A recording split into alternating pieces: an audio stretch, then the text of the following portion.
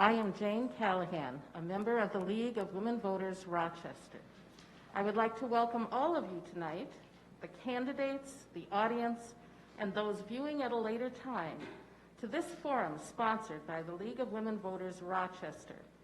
We'd also like to thank our generous partners of tonight's forum, the Rochester Post-Bulletin, the Rochester Area Chamber of Commerce, and the Rochester Public Library for their help. Due to the current pandemic, we are limiting attendees to the candidates and necessary volunteers. Guidelines for social distancing and the wearing of masks are also being followed. The League of Women Voters is a volunteer organization structured at the local, state, and national level to encourage citizens to participate in government. While we as a league do study and take stands on issues, we never endorse or support political parties or candidates. The views expressed in this forum are those of the candidates, not those of LWV Rochester or any partner or sponsor of this forum. And the sponsorship of the forum is not an endorsement of any candidate. It is our purpose in sponsoring this forum to provide you with an opportunity to hear candidates discuss face-to-face issues that are important to you. Tonight's questions have come from LWV Rochester, the Post-Bulletin, the Chamber of Commerce, and members of the public. If you would like to submit questions for a future forum, visit our Facebook page, League of Women Voters Rochester, Minnesota, for information and deadlines for submission. As there is never enough time to cover all the issues in a limited time and setting such as this, please feel free to contact the candidates' campaign headquarters directly if your questions are not addressed tonight. We'd like to thank all candidates for running for office, for offering to serve their community, and for the enormous time, dedication, and commitment that running and serving demand. We encourage our members as individuals, as we encourage every citizen to get involved in your community and the political party of your choice. Welcome to tonight's forum, which features the candidates for Minnesota Senate, District Number 25. Candidates for this seat are Sarah Flick and Dave Senjum. Each candidate will have 2 minutes to offer an opening statement. The candidates will then respond in turn to questions provided by LWV Rochester and this evening's partners, and by the public, whose questions were submitted in advance. Candidates will have 75 seconds each to answer. The candidates will then have 2 minutes each to make closing statements at the end of the forum. I would like to suggest to candidates that you make your answer as succinct as possible.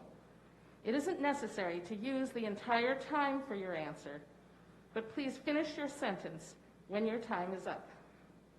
We would like to cover as many questions as possible. Each candidate also has 3 30-second rebuttal cards. These can be used at any point after each candidate has answered the question. Only 1 rebuttal card may be used per question. Please put the card in the basket after you have used it. The timekeeper tonight is LWV Rochester member April Horn.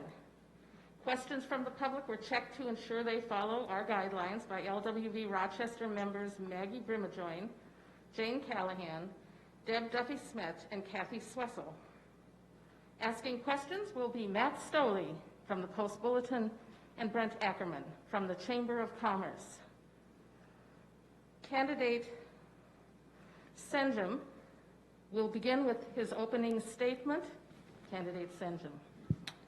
Thank you very much. Thank you, League of Women Voters, Post-Bulletin, the Chamber, and certainly the Library. It's good to be here tonight to talk about the issues of the day relative to the coming election and service in the subsequent legislative session. So my name's Dave Senjum. From Hayfield, Minnesota originally. Went off from Hayfield High School to Luther College a good long time ago, honestly, but came then to Mayo Clinic and served my working lifetime at Mayo Clinic.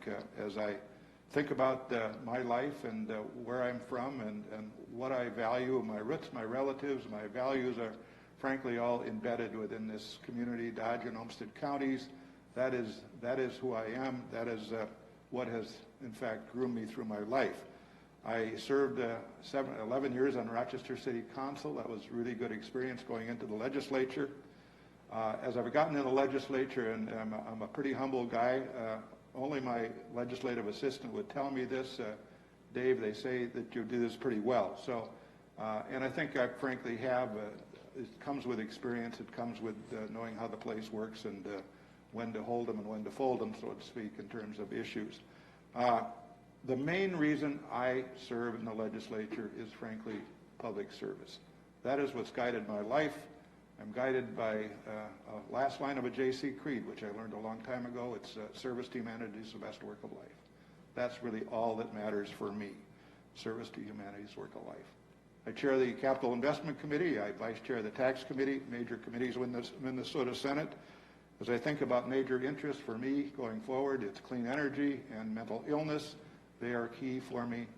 I appreciate the opportunity to be here tonight and to engage, and humbly would ask that you consider me as you consider your votes now on November 4th or before on a mail-in ballot. Thank you. Candidate Flick, your opening statement. Thank you, and thank you so much for having me. I'm really excited to be here. I want to thank first those watching. I know this year isn't normal, and I hope that you and your families are staying safe and healthy and managing well during these difficult times. My name is Sarah Flick. I spent the majority of my career working in nonprofit organizations, particularly in the areas of healthcare, education, workforce development, and economic development. I was raised in a farming family, and my worldview was primarily shaped when my dad got diagnosed with cancer when I was 16. He passed away when I was 18, and I saw firsthand what financial stress can be placed on a family from a diagnosis that is no fault of their own. My parents sacrificed a great deal so that I could be one of the first to go in my family to go to college, and I spent my career trying to give back and help others. The truth is, if you'd asked me 2 years ago if I'd be running for office, I probably would have laughed. But here we are in an inflection point for our state and our country. And my main reason for running is that I am a mom. I am a mom of a 4-year-old, and I want to make sure that I can look him in the eye in the future and let him know that I did everything I could to make the world a better place for him and his generation. That means making sure that our state has a clean environment and an economy that works for everyone. Again, I'm Sarah Flick, and I'm really looking forward to our conversation tonight. Thank you, candidate. The first question comes to us from the public, and it will go first to candidate Flick. The question is, since there will be additional state costs due to COVID-19 pandemic, where would you seek additional funds to pay for these costs?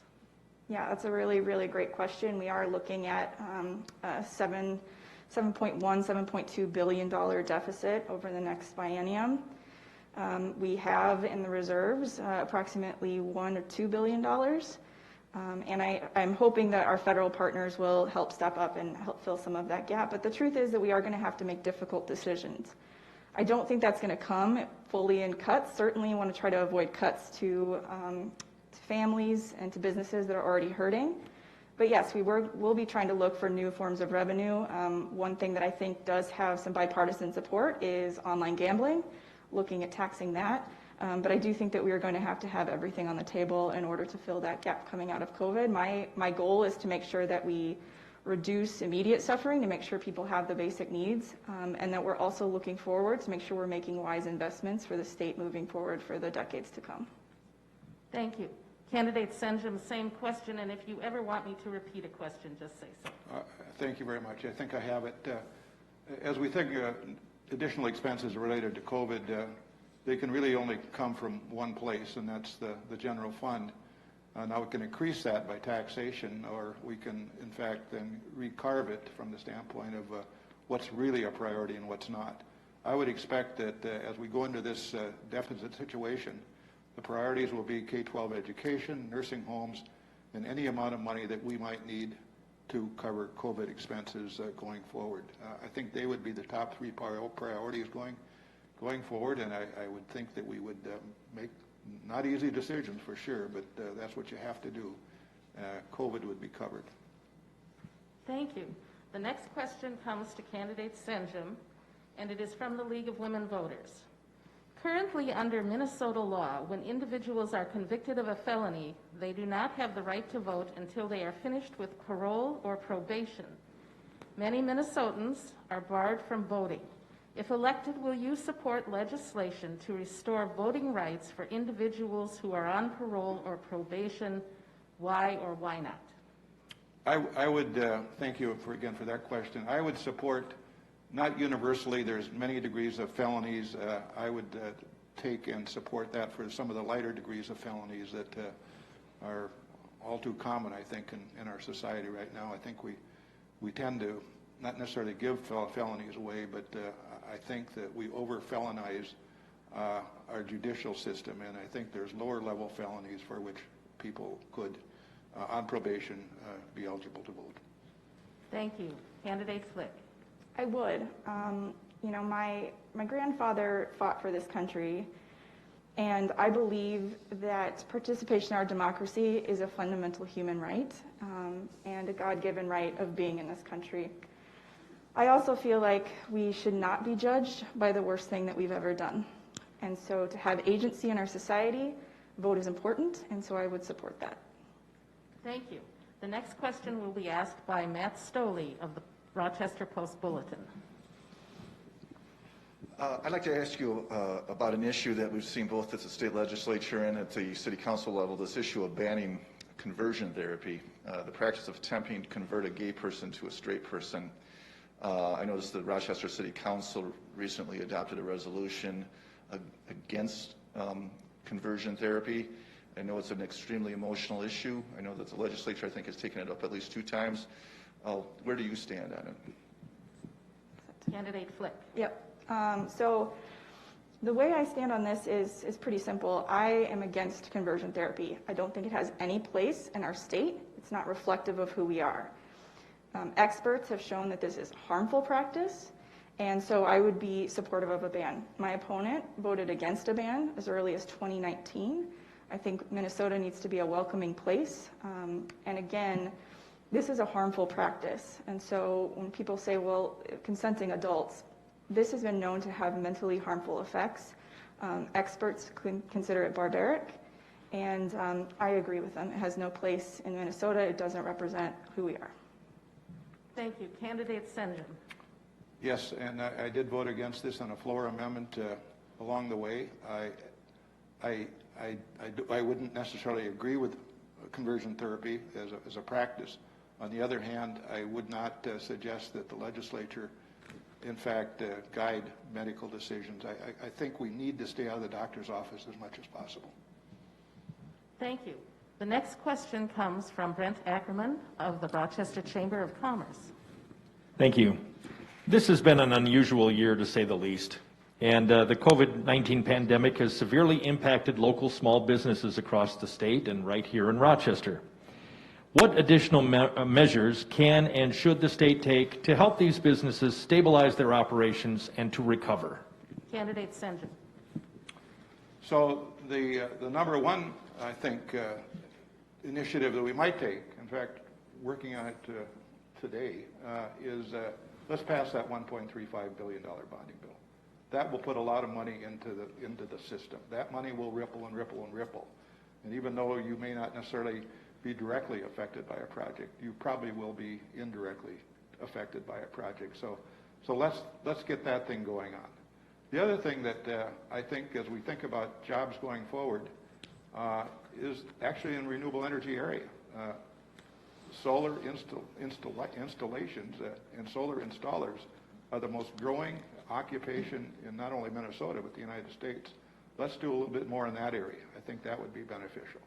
The other thing we might just do for the employers is look at the tax rates from the standpoint of extending them out in terms of property tax submittals.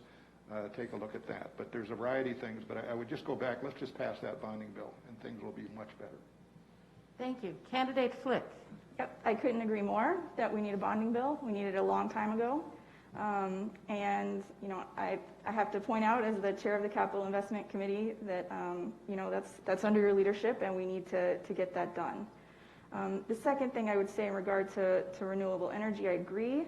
I think it's important that we hear all sides and hear from, I think a lot of environmentalists were disappointed that some of the Democrats' amendments were not heard in regards to that bill. But what I think we can do, and I think what's most important, is to get our economy going again. That's what's going to help business. And coming from economic development and also as a marketer, I know we're not going to get that until people feel confident in going out and making purchases, in spending their money. And in order to do that, we need to continue to allow the governor to do, I think, an excellent job of helping combat this virus. We need to get it under control, and we need to listen to scientists, and we all need to do our part and wear masks. Thank you. The next question, which goes to candidate Flick first, is from the public.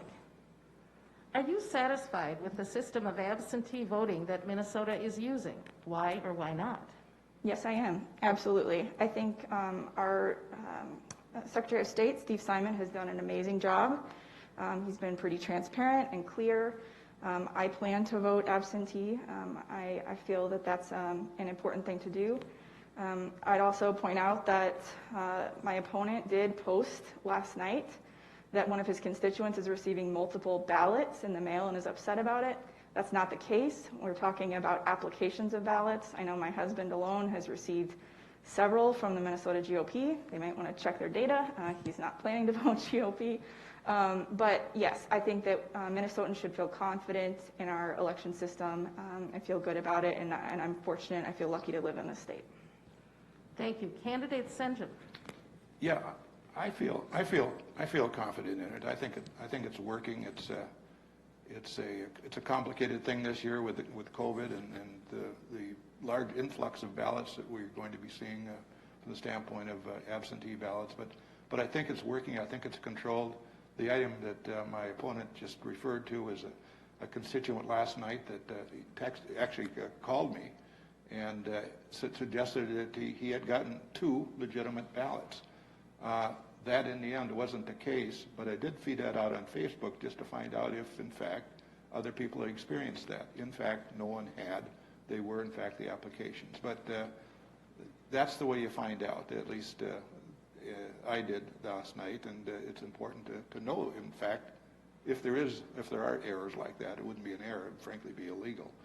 But as we look at our system right now, I think Secretary Simon's put it together pretty well, and so have our local counties across the state of Minnesota. Yes, I see a rebuttal. 30 seconds. Yeah, so the post said that he did receive the ballots. It wasn't that he alleged. And I think the prudent thing to have done would to have said, hey, constituent, can you send me a picture of what you've received? Because I think there's a lot of misinformation, and at a time when there is so much information and we have the president and his administration messing with the post office, I think the prudent thing to do would be to get all the facts before going to Facebook. Another rebuttal, 30 seconds. Well, not a big one, but this particular, and it just reflects your sensitivity towards your constituents. This person was not in a position, just because many people aren't, he wasn't the kind of person that had a computer in his house. He got all his information basically off the phone or, frankly, maybe the newspaper. But he did not have that ability to do that. I suppose I could have driven across town to see him, but I didn't. And he was convinced that he had 2 ballots that he hadn't asked for. So it is what it is. That's the way we did it. Thank you. The next question is from the League of Women Voters, and it goes to candidate Senjum first. Should the legislature do more to prepare for and mitigate natural disasters like are occurring in other parts of the country?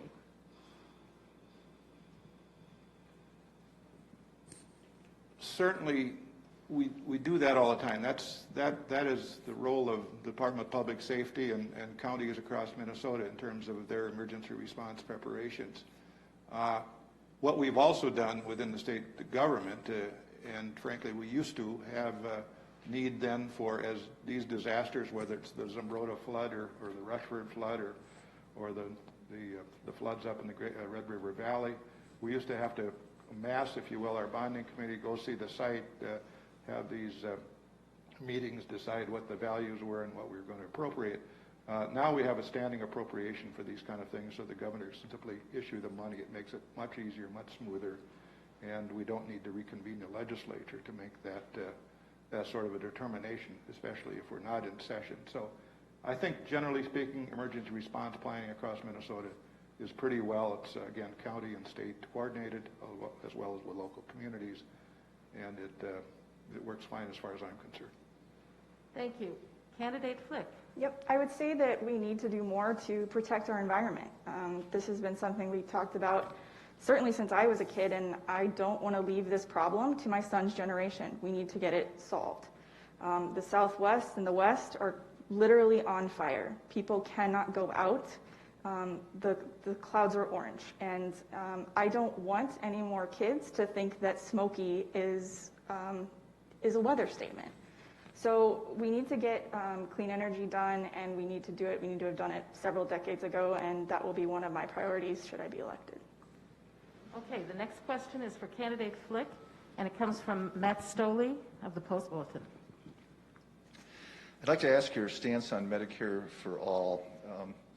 According to a U.S. Census report, about 240,000 Minnesotans lacked health insurance in 2018.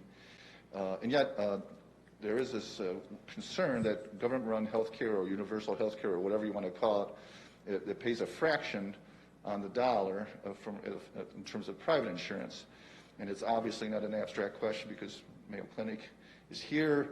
So what's your view, and where do you stand on it? And is your concern that if we did adopt it, it would be harmful to the clinic? Yeah, that's a really great question. Yeah, and obviously this issue hits really home to me. My parents, as farmers, paid $900 a month in the 90s to insure our family of 4, which is just a lot for a single independent farmer to pay. No doubt, I think that one of the things that has been missing in the healthcare discussions, both state and nationally, is how do we account for discrepancies in quality of care. So certainly a surgery performed first and best the first time, we should find a way to be able to reimburse better for that than going someplace where you have to have multiple surgeries and it ends up costing everyone more in the end.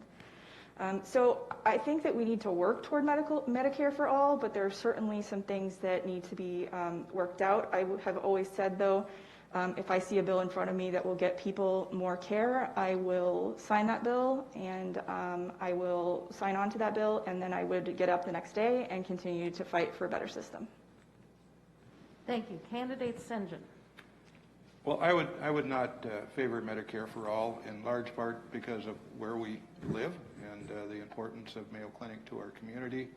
Mayo Clinic cannot afford to practice medicine the way they want to on reimbursements which are less than half, perhaps, of the cost of delivering the service. It's just plain that way. We need to keep our private insurance model intact. We have MNsure and things like that to complement those for they can't afford their private insurance. But maintaining private insurance, I think, for most of us that live in this community that have it, I don't think we'd want to give it up to the state government. I could flippantly say that we went for about 2 or 3 years not being able to, in fact, register autos and license plates properly. Would you trust your health care to a organization, state government, that would have trouble at that level? I wouldn't want to trust it to my health care. Thank you. The next question is from Brent Ackerman of the Chamber of Commerce. Minnesota has yet to conform to the federal tax code, which creates an undue burden on local citizens and businesses. What steps can be taken to help streamline our state tax system and ensure that it conforms with the federal code, including Section 179? Candidate St. John. Chapter 179, Section 175 will be in the capital investment bill that hopefully we'll be putting together in finality this weekend. Thank you. Candidate Flick. Yep, I support moving towards that.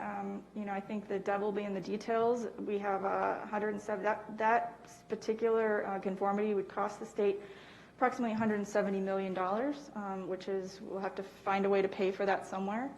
But I think generally, I am definitely supportive of it because we need to make things easier on farmers. They're hurting right now.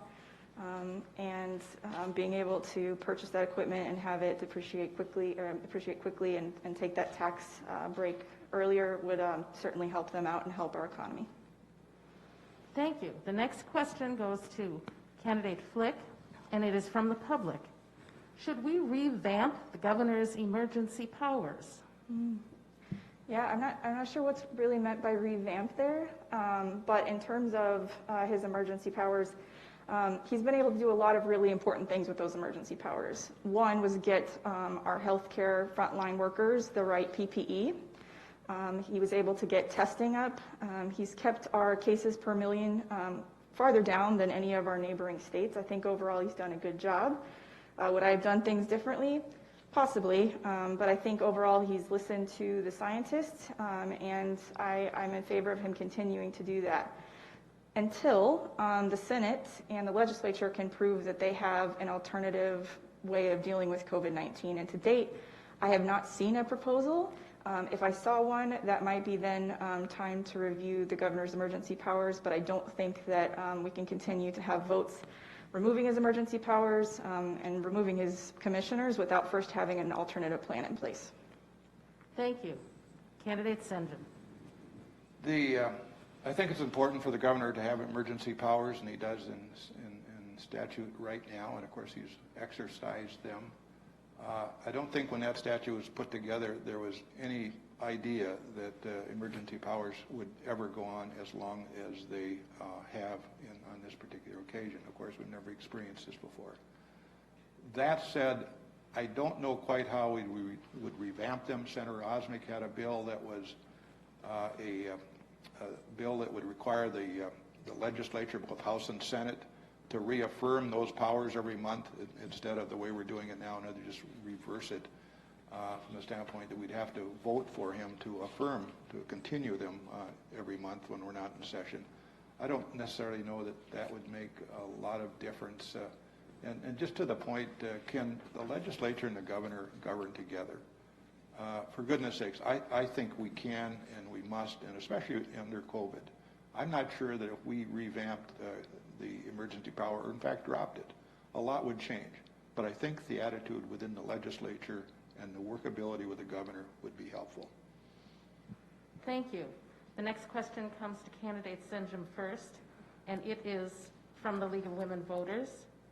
Do we need stronger oversight of residents in nursing homes? A couple of years ago, actually not even that long ago, I walked in Senator Housley's office, and she said, "Dave, you got to hear my story." I went over to this particular office in Human Services, and they had piles upon piles of reports of situations in nursing homes that weren't right, that nobody had ever followed up on. And that set her off on her journey with respect to this area. I respect nursing home operators and what they try to do. But I do think that we have to have a little bit more oversight on the care of people. And I'm not saying come in with a heavy club. I'm saying the state government needs to, in fact, just be a little bit more attentive to the care and how it's delivered, and certainly follow up on incidents as they would occur and as they are reported. That wasn't the case. Again, piles upon piles of incidents that hadn't been looked at. I don't think any of us would want that to be. Candidate Flick. Yeah, my grandmother passed away this year right before COVID, and she was in a long-term care facility, and I can say the people that work there do unbelievable, thankless work, so thanks to all of them. I think as a society, we don't do enough to support folks at the end of their lives, and that's just a general statement. So without the specifics and the details of specifically what we're talking about in terms of reforms, I can just say as a blanket statement that I think that as a society, we do not do enough to support those folks. Thank you. The next question comes from Matt Stoley of the Post-Bulletin. Minnesota continues to have a persistent gap between white and minority students in terms of performance and graduation rates. Earlier this year, the retired Minnesota Supreme Court Justice and a Federal Reserve Bank president proposed a constitutional amendment to guarantee all children the right to a quality education. And by the way, Minnesota stands out as a state where this gap is particularly strikingly large.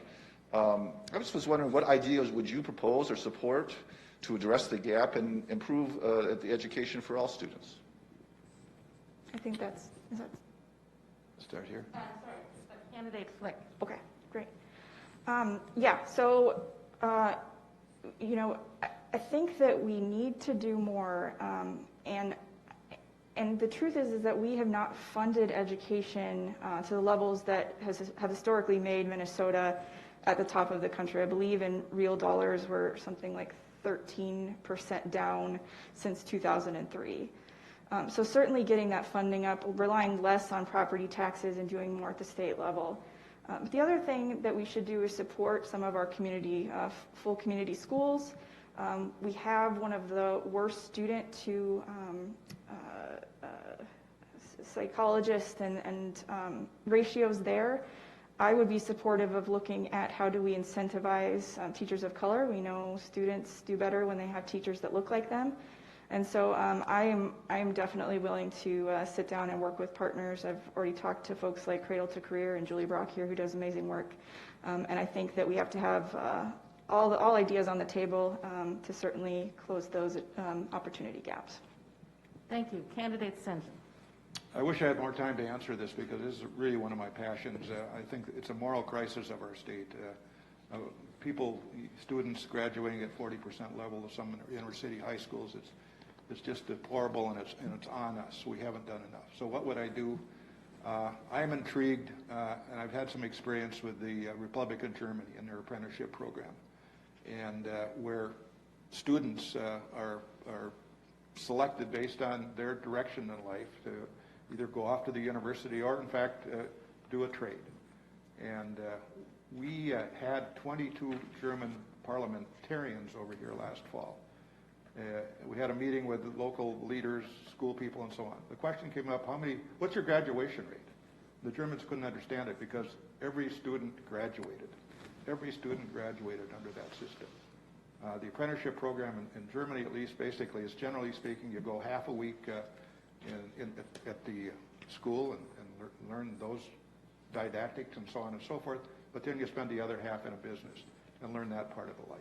Many students aren't ready for regular classroom on a continuum basis, but they will learn and they will succeed in an apprenticeship program. The next question is for candidate Sengen, and it comes from Brent Eckerman of the Chamber of Commerce. Earlier, you both brought up the issue of bonding. This year was a bonding year, and a deal has yet to be reached. What steps can be taken to promote the successful passage of future bonding measures to ensure that things like local transportation projects, like the airport project, receive the funding that they need? Candidate Sengen. Thank you. I may be too close to this one, but yes, we have the airport project in it that's fond, I think, to all of the community. The intersection out west of Rochester on Highway 14, a terrible intersection. Commissioner Daley just perished ultimately out there in a car crash. We've got the Orinoco situation, the largest community in the state, and on and on. And we've got these situations all over the state of Minnesota. We've got a good bonding bill, $1.35 billion. A lot of jobs and a lot of good infrastructure with it. What can be done? I'll tell you just what's going to be done. Hopefully, if I can get the House chair, bonding chair, to meet with us on Friday, the other three chairs and ranking members, we'll wrap this thing up this weekend, get it to leadership, get it to the governor, get it passed. And it will include that 179 provision. Candidate Flick. Yeah, I mean, I think that, this question's really for Senator Sengen, but how I would approach it moving forward is to make sure that certainly I can get my own party on board with the bill. And then the second would be about process. And, I think it's important to note that the first pass of the bonding bill in the Senate was actually way under $1 billion. And it mostly included, as my understanding, projects from conservative Republican districts. And I don't think that's the way I would approach it. I think it's important to work across the aisle throughout the entire process. So that's my approach. I will work with anybody. And I think that type of collegiality and moving across the aisle and working with those in your party and across is something that we need to get back to. Okay. The next question comes from the public, and it is for candidate Flick in the first instance. Do you support ranked choice voting and why? Will you support the ranked choice voting local options bill, which will allow even-year election cities like Rochester to adopt ranked choice voting for municipal elections? Absolutely. I think that what ranked choice voting allows for is a more democratic process because candidates can't just appeal only to their base. They have to have broad support. I think it also makes for more substantive campaigning. And yes, I would support ranked choice voting in Minnesota. Candidate Senjum. And I would not. I believe one person, one vote. I believe that if you're going to tax somebody or otherwise regulate them, that you ought to be elected by 50% plus one. I think that's an important part of our society. Ranked choice voting, very often you're elected at maybe 35, 40%, less than that 50%. I think that's important. I also think it's confusing. As much as I know about ranked choice voting, I go to about my third sentence and I strike out. I cannot imagine. We have enough confusion anyway in the whole voting system.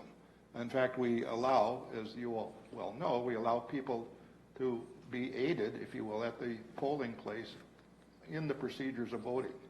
I think ranked choice voting is just terribly overly complicated. And again, I'll just go back. One person, one vote.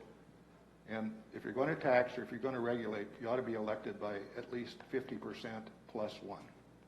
I see we have a rebuttal. Yeah. 30 seconds. Yeah, what the senator is talking about is having 50% plus is exactly what ranked choice voting is designed to do. Right now, in, for example, a primary with 4 people, you can have someone win with less than 50% of the vote.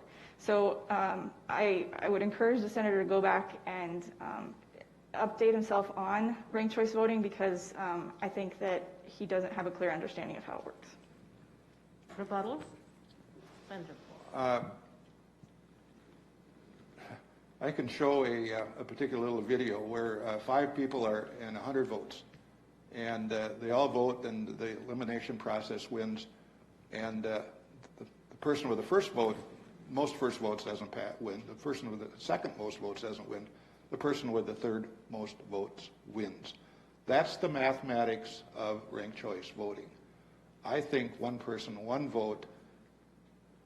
Person with the most votes win. The person with the most votes can tax you or regulate you. Okay, we're going to move to the next question, which is from the public. And that question is, do you think there needs to be more workforce housing? If so, what do you see as a solution to this problem, candidate Senjum? Yes, there's always going to be seemingly a need for more workforce housing. And so what is state government, what can we do about it at this level? Probably 2 things. We can include it in the bonding bill, and it is at $100 million. We've got some additional money in there to rehab what we already have, another $15 million for that. There's a little provision, an affordable housing clause called 4D, which has to do with property taxes on affordable housing. If we'd wrench that down, if you will, that will create a lot more affordable housing according to housing developers. We can do that. And I also think we just need to go back to what happened in frankly, Rochester, Minnesota, maybe about a dozen years ago with the whole First Homes project, where a corporation within this city stepped up and together with the state and together with the other funding, put together the First Homes project. As I recall, it put together 1,500 homes, not all in Rochester, across southern Minnesota. That was maybe one of the most successful first affordable housing initiatives ever, maybe in this country. We need to go back to looking at corporate America to help us out on this. Candidate Flick. Yeah, so I don't think we should rely on the good graces of corporations to provide people what they need. This is an issue that affects our entire economy. It's foundational. One story I like to tell, I had the pleasure of meeting with a really fantastic entrepreneur here in Rochester who has a medical lab. And he said, I was trying to hire for this very specific skill set, and I finally found the perfect candidate. She was going to make double what she made a couple hours over. But she was a single mom, and she could not afford the rent here, and she couldn't afford the child care here. So that's one less job that's feeding into our tax system, and that's just one example of how this multiplies over and over again. So I think we absolutely need to do more. I think putting it in the bonding bill is a fabulous idea. I think for me, it would be also working with local and county government to say, what can we do? Are there zoning laws? How can the state get out of the way? Thank you. The next question comes from the League of Women Voters to candidate Flick. How would you improve relations with local governments?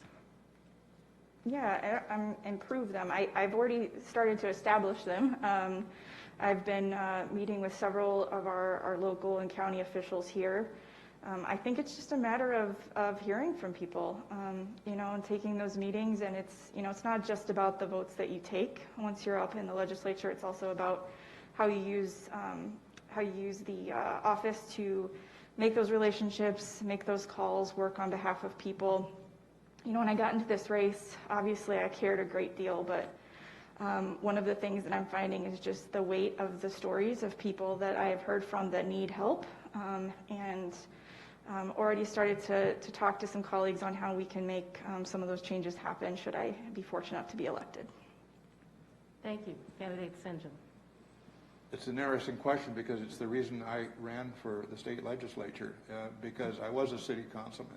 I would go to the state capitol. I didn't feel respected. I didn't feel heard, and thus the opportunity came along. I ran, and again, to this day, one of my big priorities, not only in caucus but on the floor, is to tell our folks that we're simply an extension of local government. We all represent the same people. We have to work together. We have to respect each other. We have to, in fact, get things done together. And I'm not sure how many bills I've carried for local government, the city of Rochester included, but a good many. But that's what we need to do. We're together in this mission of representing the same group of people. For goodness sakes, we ought to be able to get together and represent them in a common and collective and, frankly, respectful sort of way. Thank you. Candidate St. John, another question from the League. Should Minnesota have a $15 minimum wage? I would not vote for one at this point. I think in many cases people across the line are making $15 an hour, but that's simply going to abandon, if you will, or take away a lot of summer college jobs, things like that. I would not at this point support a $15 minimum wage. Candidate Flick. Yes, I know my opponent voted against the minimum wage 2 or 3 times. And I have to push back on that idea that this would take away summer college jobs. The people who work 15-hour jobs are no longer college students. I put myself through college, came out with a ton of student loan debt. That's a separate topic. But the truth is if we had kept up with inflation and worker productivity from the 70s, minimum wage in this country would be over $22 an hour. So the idea that we can't pay people a living wage for an honest day's work just does not sit well with me. Thank you. The next question is from the League of Women Voters to candidate Flick first. Should the state make technical schools and community colleges more tuition-free? Absolutely. I think that something that my opponent said was correct. I think growing up, my generation was told, you can't make it if you don't have a 4-year degree. And the truth is that I have a lot of friends that I graduated high school with who went on to mechanic school and other technical schools who make a lot more money than I do.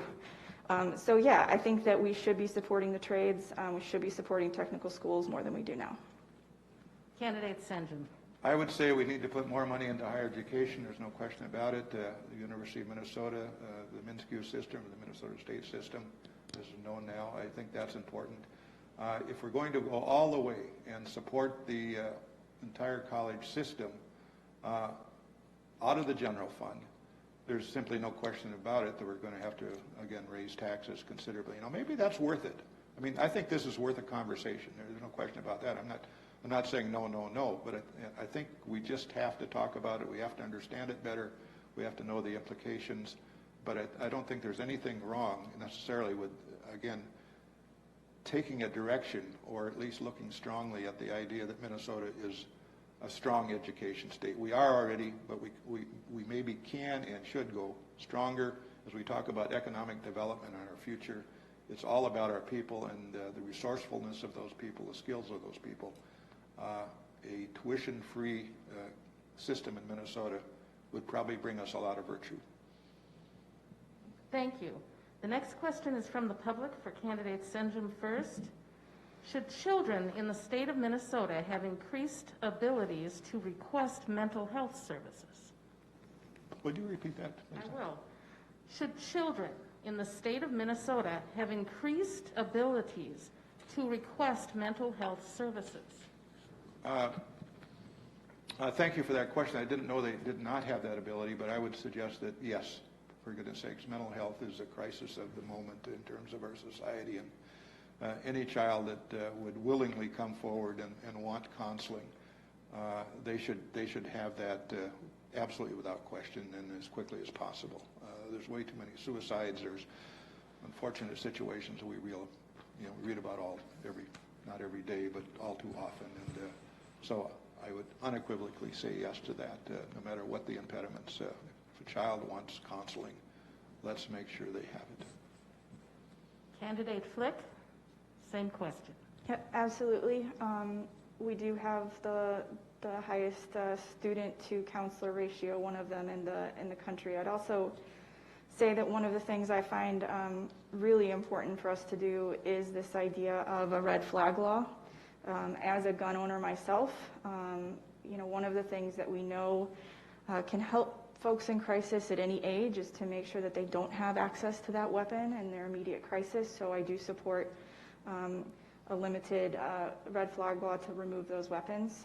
But yes, absolutely, it breaks my heart to think that there are children in the state who have that problem and can't get adequate care.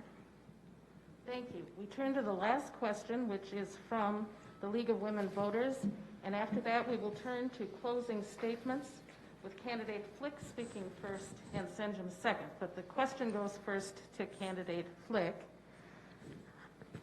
How would you improve relations with members of the other political party?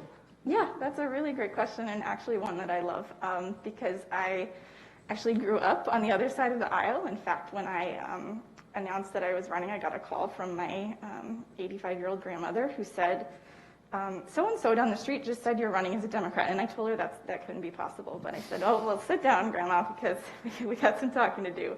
No, the truth is if I weren't able to work with Republicans, my family dinners would be quite awkward. I have members of my own family who say, we love you, but we just disagree with you. And that's good. I have friends that, some of my best friends in town are actually working on Republican campaigns now. I love it. I love people know online. I've sat down with several people who said, I don't agree with you, but can we grab a beer and talk about it? And I actually love those. I think it's more boring to talk to folks who agree with you all the time. Thank you. Candidate Senjum.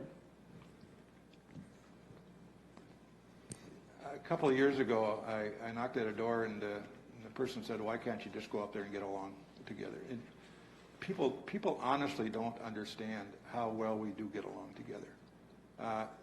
We play together. We go out to lunch, go out to dinner together. When you come up there on a Monday morning and walk in the retiring room, it doesn't matter if you're Republican or Democrat. It's what happened last weekend, how are the kids, all that. The Senate is a family, and it just doesn't ever kind of come out that way in terms of what the relationships really are. We really do care a lot about each other individually. We cry together on occasions, funerals and things like that, and certainly we have fun, as I said, together as well. We get together we get along pretty well. Now, certainly in the arena, if you will, there's political differences, there's ideological differences, but that's why they built the place. They did not build the Senate chamber for everybody to go along and get along. That was where the expressions of the people across Minnesota are to be expressed and ultimately voted on. We get along just fine, I think, and I'm told at least that Dave Senjum is one of those guys that gets along with everybody. So, and I do, and I try to. Thank you. This concludes the questions portion of our forum. We will now hear the closing statements from each candidate. Candidates, you have 2 minutes to speak, and candidate Flick will go first. Thank you, and thank you all again for having me. You know, as I'm reflecting on what brought me here, I feel two things. I feel frustration, but I also feel hope. I feel frustration that so many people have felt left out of the system. But I also feel hopeful that we are about ready for an immense change in our state. I plan to translate my economic development background and my years working in nonprofit to make sure that Minnesota remains a place where people want to live, work, and play, and that every child has an equal shot here. I feel like I can represent those families who are struggling because I've been there. When families are looking at how to make those unemployment checks go as far as they can, I've been there. And how to keep it up with it all to care for a loved one, or how to work while you have a little one who needs your attention. And I believe that we're ready for new leadership to represent this district, fresh and bold ideas to help navigate us out of this pandemic. So I'd love your support. You can find out more about me at flickforsenate.com. And if I haven't answered your question tonight, please do reach out, and I'd love to have a conversation with you. Thank you. Candidate St. John. Again, thanks to certainly the League, the Post Bulletin, the Chamber, the Library, all involved in terms of putting these together, and certainly the viewers that have watched tonight and gained some hopeful impressions about each candidate, what you agree on and what we don't agree on. As I think about this job and what it is, the state legislature probably has more effect on you and your life than certainly the federal government and the local government. We are the group that decides, generally speaking, most of the laws which are governed by. I'm one of those people that I think is hopefully a common sense legislator. It's something along the lines of all of the laws you need, but not more than you want. And that sort of guides me in a simplistic sort of way as I make decisions about the future. Yes, we go up there carrying political labels. As we talked about that, those political labels, I think, while we have them, it's all about getting along and making things happen. I'm one of those individuals. I don't have time to go up there and not get something done. It's just, that's not my credo, it's not my ethic, it's not the way I think. Let's not waste time on things that are foolish. Let's get things done that are important. That's what I believe in. And I also believe in servanthood. This is public servanthood. This is what we do with our lives to make this world a better place. And that's important. And as I often said, this is the way I pay back. So I hope that you've gained some insights here tonight. I would respectfully and very honorably ask for your consideration on November 3rd or before that on your ballot as you mail it in. Thank you so much. Thank you, candidates. We want to thank you for participating in tonight's forum and for your service to the community and your willingness to participate in the democratic process by running for office. I would like to remind the viewers that the views expressed in the forum tonight were those of the candidates, not those of LWV Rochester or any partner or sponsor of the forum. Thanks to our partners, the Rochester Area Chamber of Commerce, the Rochester Post Bulletin, and the Rochester Public Library. Remember that Election Day is November 3rd, and that early voting has already started. If you have voted by absentee ballot and would like to change your ballot based on what you learned tonight, visit minvotes.org, that's MNVOTES.org, for more information on the process. Please remember to vote. If you have a question about your polling place or you would like to see your sample ballot, visit vote411.org, that's VOTE411.org. To see this forum again, access the forums from the Rochester Public Library website. Good night, everybody.